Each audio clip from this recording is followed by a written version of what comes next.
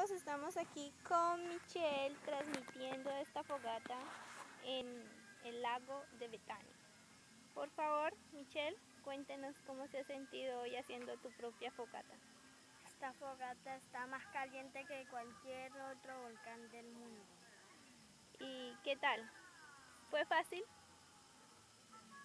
Sí, porque lo hice con una amiguita. Bueno, entonces desde aquí, desde la fogata, Y también fue divertido. sí, estamos allá, son las carpas, pero no se alcanzan a ver. Vamos a mostrarle un poco de estas carpas.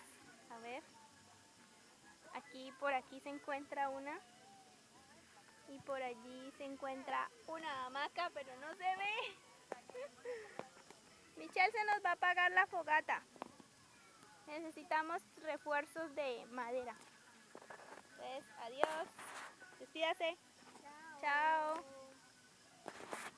Adiós, nos vemos en la